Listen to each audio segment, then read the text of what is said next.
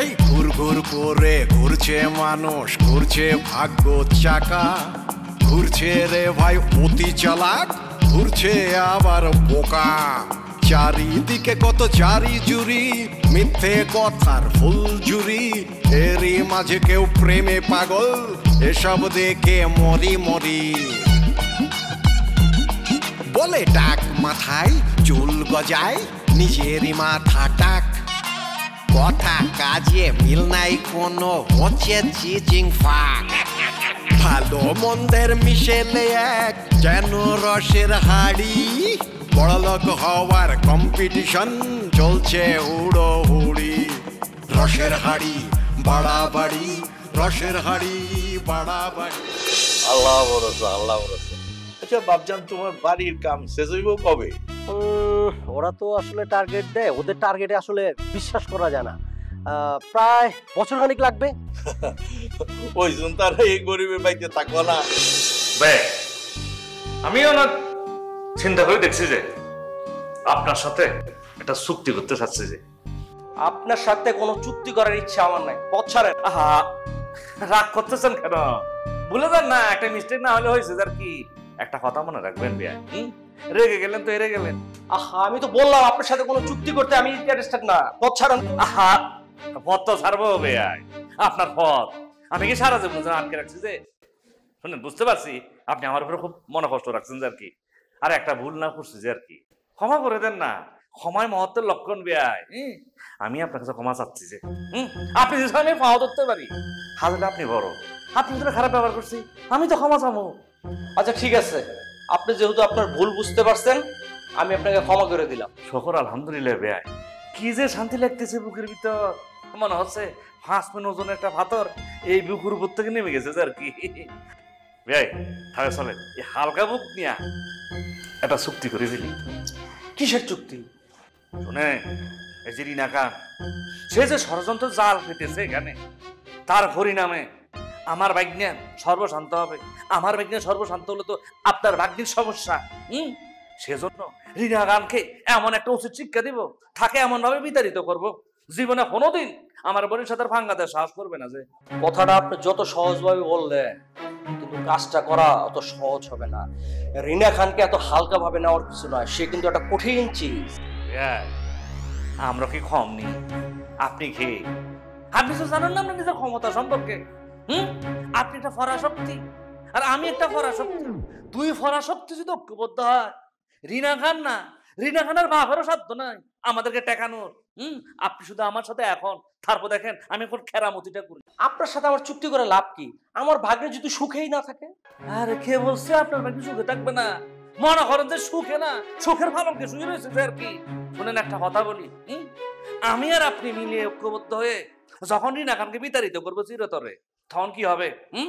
আমার ভাগ্নের জীবন থেকে রিনা খানের মেয়েকে ঝাঁটা মেরে বিদায় করব, তখন আমার ভাগ্নের জীবনে কি থাকবে? একজন মাত্র অবশিষ্ট থাকবে, সেটা আপনার ভাগ্নি। আমার ভাগ্নের একমাত্র বউ হিসেবে থাকবে আমার একমাত্র ভাগ্না বউ। অতঃপর তারা সুখে শান্তিতে বসবাস করবে। তো আপনি তো বললেন, আপনার কথা শুনে ভালো লাগলো, কিন্তু এগুলোর গ্যারান্টি কি? আর তাছাড়া আমি আপনার কথা ভরসা করতে পারতেছি না। আমি একটু চিন্তা ভাবনা করে তারপরে আপনারা যান। আর এটা কি বলতেছেন যে ভাই, আমার উপর ভরসা করতে পারতেছেন না? যে আমি কে সভা চঞ্চলপতি, একটা ন্যায় নিষ্ঠাবান মানুষ, আমার সম্পর্কে তো আপনার কোনো খোঁজ খবরই নেই। শুনেন, আমি সিটিং বাটফারে কম পছন্দ করি, বুঝছেন? আর একটা কথা আছে, কবি রবীন্দ্রনাথ কি বলছে, মানুষকে অবিশ্বাস করা হলো পাপ, মানুষের উপর বিশ্বাস রাখতে হবে, আস্থা রাখতে হবে, তাইলে আপনার মুক্তি মিলবে। যে আপনার কথা আমি বুঝতে পারছি, কিন্তু আপনার কথা শুনে, আপনার বেশভূষা দেখে আপনার বাটপার বাটপার মনে হয়, কিন্তু তারপরও আপনার উপরে আমি ভরসা করুম কিনা সেটা আমি আপনারে পরে যাব। আচ্ছা শুনেন, কোনো অসুবিধা নাই, এটা গুরুত্বপূর্ণ একটা সিদ্ধান্ত, চুক্তি, তাড়াহুড়ো করে সিদ্ধান্ত নেওয়ার দরকার নাই, আপনি আমাকে পরে জানান। ঠিক আছে, দেখবো।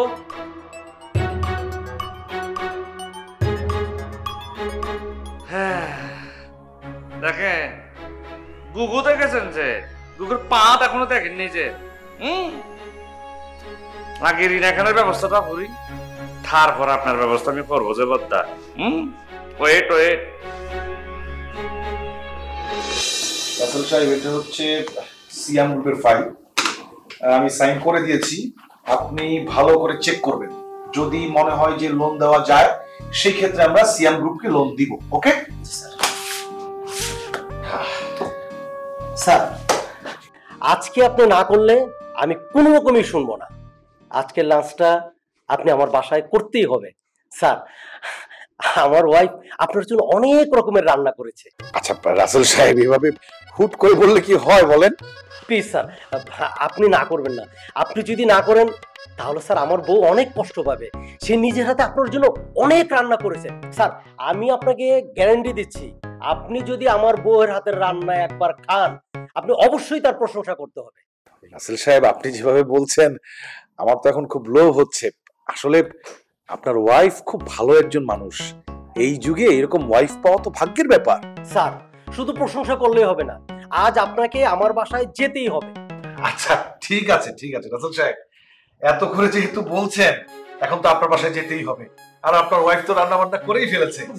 আচ্ছা আমি একটু ওয়াশরুম থেকে আসছি, তারপর আমরা একসাথে বের হবো।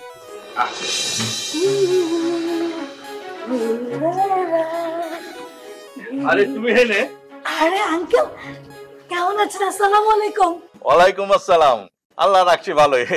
আমি তোমার ঘরে কলিং বেল টিপতেছিলাম, কোনো আওয়াজ নাই, তো মনে করলাম তুমি ঘরে নাই। হেনে কি করতেছো? এখানে কি করছি আঙ্কেল, অনেকদিন ফেসবুকে রিলস বানাই না, তাই রিলস বানাচ্ছিলাম। ও আচ্ছা, আমি তো মনে করছিলাম সাইজা গুজা কোন দাওয়াতে যাইতেছো। না না আঙ্কেল, আমি সবসময় এরকম করে সেজে গুজে থাকি। আমার তো অনেক শাড়ি, অনেক গয়না, তাই। আঙ্কেল, আমার দরজায় আপনি নক করেছিলেন কেন? ওই আর কি, মাসের শেষ না, ভাড়াটার লোক আইছিলাম আর কি। ও ভাড়া? কিন্তু আঙ্কেল, সেদিন তো আন্টি আমাকে ডেকে বললো ভাড়াটার জন্য আমি তার কাছে দেই। কি এই কথা কইছে? হ্যাঁ, শুনে তো আমি অবাক হয়ে গেলাম। আন্টি আপনার সম্পর্কে এমন ভাবে কথা বলছিল যে আপনি পৃথিবীতে নেই, আপনার ডেট এক্সপায়ার হয়ে গেছে, অথচ আপনি জলজন্ত একটা সুন্দর মানুষ। এইটা কইলো? হ্যাঁ, শুধু এইটুক বলেনি, আর একটা কথা বলেছে। বলেছে আপনার নাকি চরিত্রে সমস্যা আছে, আপনার থেকে যেন আমি দূরে দূরে থাকি। যাক, ঘর মাথা মাঝে মাঝে বিগড়ায় জায়গা, উল্টা পাল্টা কথা, ওগুলো কোনো ব্যাপার না। যাক, ভাড়াটা কনসুম দিবা। আরে আঙ্কেল, টাকা তো আমার কাছে কোনো সমস্যাই না, আমাদের ঘরে টাকাই আর টাকা। তার আগে আপনারা দুজন ডিসাইড করেন, আমি ভাড়াটা কার কাছে দেব, আপনার কাছে না আন্টির কাছে? আমি ওর লগে কথাবার্তা কইলেই তারপর তো তোমরা জানাইতেছি। তাহলে আঙ্কেল আমি এখন যাই, চায়ের দাওয়াত রইল, আমার বাসায় এসেন। Bye bye. জীবনের মধ্যে পড়ে গেলাম, তার একটা প্যাচ লাগাই দিল। ইচ্ছায় মাঝে মাঝে গলা টিপা মাইরা ফালাই, মারলে তো আবার ধরে লয়ে যাবো গা। জায়গা যায় বুঝে লই, একটা বোঝাপড়া করতেই। খবরদার মামা, আপনি কিন্তু ওই বাটপারটার কথায় একদমই কান দিবেন না। উনি আপনাকে ছেলে ভোলানো কথা বলে তার উদ্দেশ্য হাসিল করার পর আপনাকে ফেলে দিবে। এই কারণে সে যে কথাগুলো বলছে আমি তার কথা রাজি হই নাই, কারণ সে তো লোক ভালো না। আমার শাশুড়ি আর তার ভাই তাদের উদ্দেশ্য সাধন করার জন্য যে কোনো কাজ করতে পারে। আর তাছাড়া রিনা খানের বিপরীতে যাওয়ার কোনো কিছুই নেই, আমরা তো রিনা খানেরই লোক, তাই না? একদম ঠিক বলেছি মামা, আমার মনে হয় আপনি উল্টা কাজ করেন। উল্টো কাজ মানে? সে যেমনি রিনা খানকে নিয়ে আপনাকে অপমান করছে, ঠিক তেমনি ভাবে আপনিও রিনা খানকে জড়িয়ে অপমান করে দিন। একদম ঠিক বলেছিস, আমি তো এরকম ভাবে ভাবি নাই। আচ্ছা, নতুন করে যদি আবার কোনো সমস্যা হয়? আরে মামা, সমস্যা হওয়ার কি আছে, সমস্যা তো লেগেই আছে। এখন আমাদের যেটা করতে হবে যে নতুন করে আরো কি কি সমস্যা করা যায়। কিন্তু নতুন করে সমস্যা বাড়াবো কিভাবে? মামা, এখন আপনার কাজ হচ্ছে আপনি রিনা খানের দিকে নজর রাখবেন। সে আমার শাশুড়ির সাথে মিশে আর নতুন কি কি চাল চালে। তার মানে তুই বলতে চাচ্ছিস আমি রিনা খানের সাথে হাত মেলাবো? আর মামা, আপনি হাত কেন মিলাবেন? রিনা খান যেহেতু আমাদের অফিসে যাচ্ছে, আপনি প্রয়োজন হলে অফিসটা আপনি দখল করেন না। ইয়েস, আমি অফিসে যাব, প্রয়োজন হলে ওই অফিসে সবাইকে বের করে দিয়ে আমি অফিসের দখল নেব। তুই কোনো চিন্তাই করিস না, ঠিক আছে? Yes yes.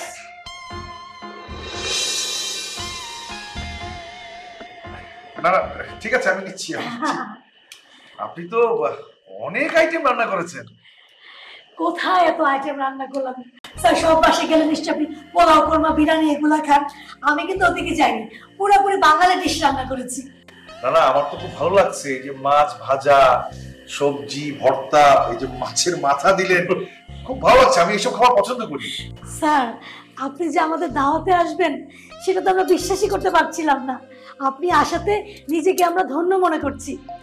আসলে কি বলবো আমি, মানে আপনার হাজবেন্ড আপনার রান্নার এতই প্রশংসা করেছে আমার সামনে যে আমি আসলে না এসে পারলাম না। ও একটু বেশি বেশি প্রশংসা করে, তবে স্যার আমি যে নিজে হাতে রান্না করে আপনাকে খাওয়াতে পারবো এটা আমার খুব ভালো লাগছে স্যার। আসলে আপনারা দুইজনই অনেক ভালো মানুষ, আর রাসেল সাহেবকে নিয়ে আমি গর্ব করি। এই যুগে এরকম সৎ মানুষ সহজে পাওয়া যায় না। আমি রাসেল সাহেবকে খুবই পছন্দ করি। স্যার আমিও না ওকে নিয়ে অনেক গর্ববোধ করি। আমি অনেক ভাগ্যবতী স্যার, এই যুগে এরকম স্বামী তো পাওয়াই যায় না। আসলে রাসেল সাহেব অত্যন্ত ভালো একজন মানুষ। স্যার খান না, খাওয়া কি টেস্টি হ্যালো হয়নি?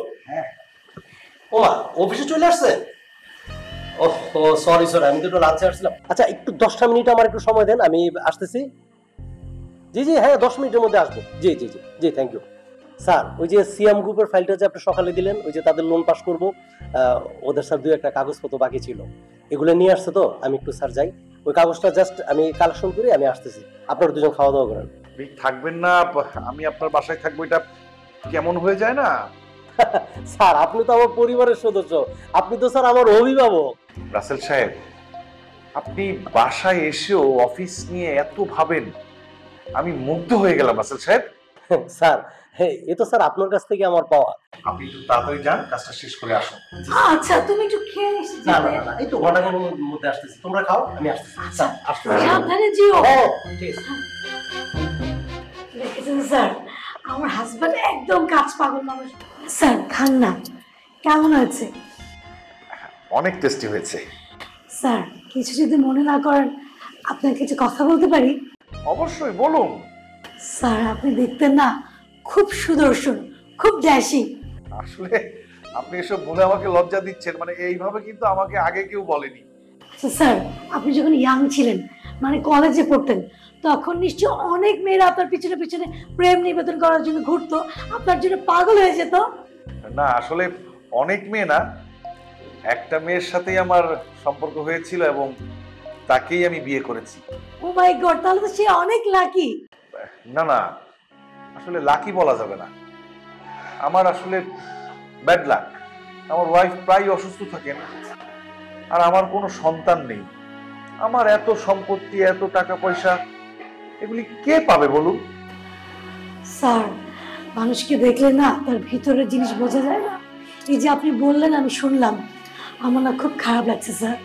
না না আসলে আপনার মনটা খারাপ করে দিলাম তাই না? আরে না না স্যার, মানে যতটুকু আমি বুঝতে পারলাম যে আপনি অনেক সময় একাকী বোধ করেন, সবার সাথে সবকিছু শেয়ার করতেও পারেন না। স্যার যদি কিছু মনে না করেন আপনার ফোন নাম্বারটা কি আমি পেতে পারি? হ্যাঁ অবশ্যই। জি একটু বলেন, আমি আপনাকে মিস কল দিচ্ছি, ওটা আমার নাম্বার, একটু বলেন।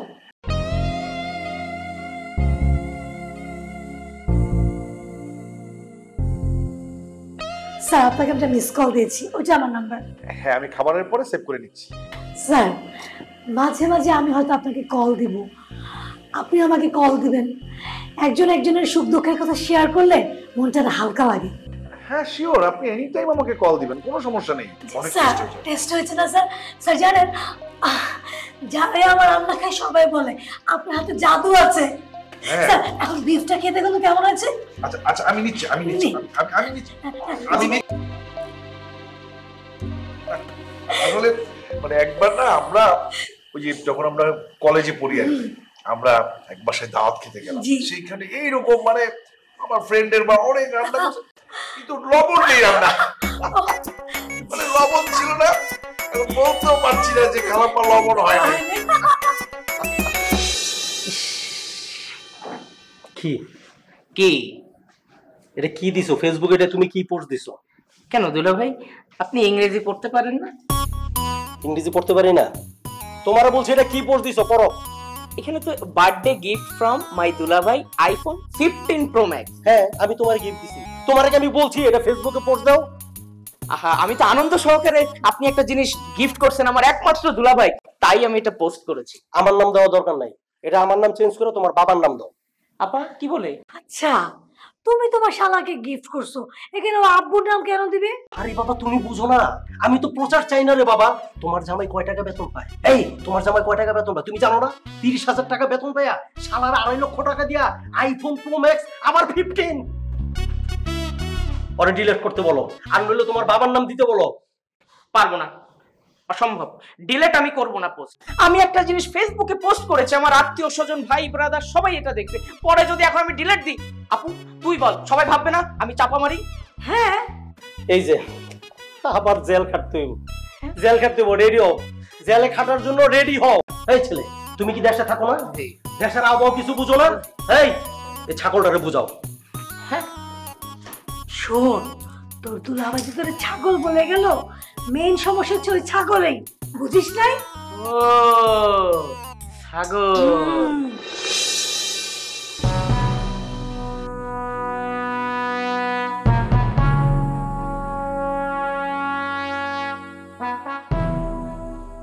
কে আপনি?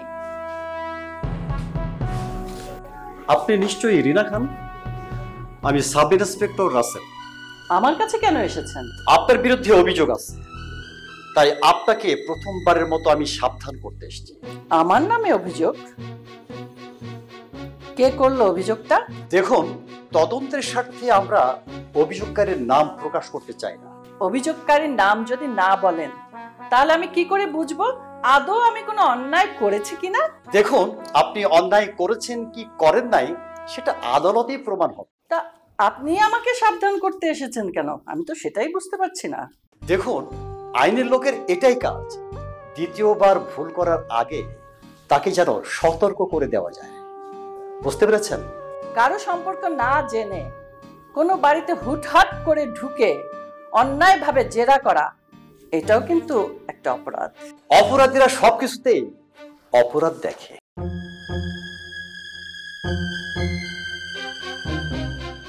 কিছু ভাবছেন?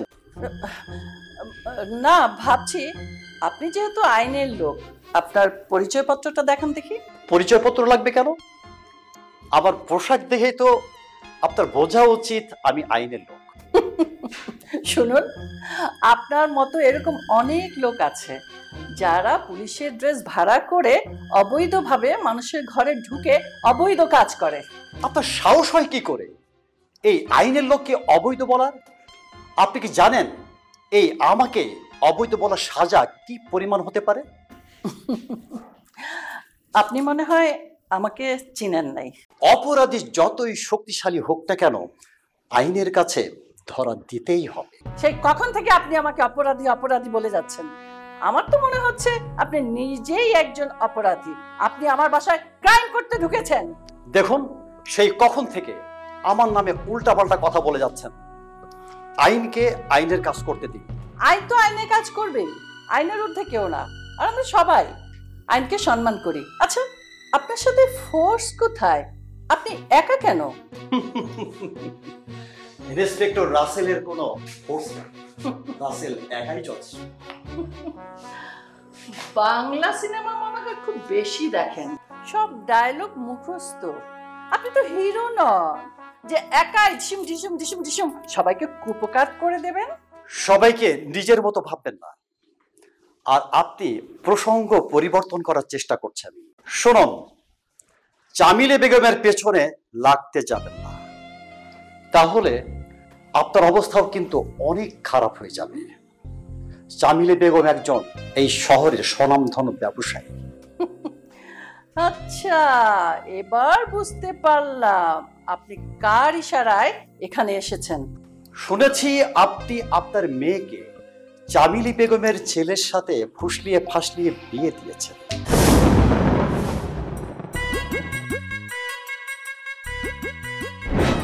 শত্রু তো শত্রুর লেগে এর ব্যবস্থা করে না, তুই কেনে ভাবলা আই আর শত্রুতে বরণ করে লইম? এটা কিতা কইলা তুমি?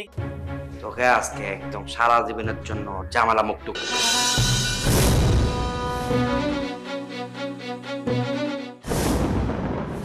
রসের হাড়ি বাড়াবাড়ি, রসের হাড়ি বাড়াবাড়ি, এর যেন রসের হাড়ি বাড়াবাড়ি।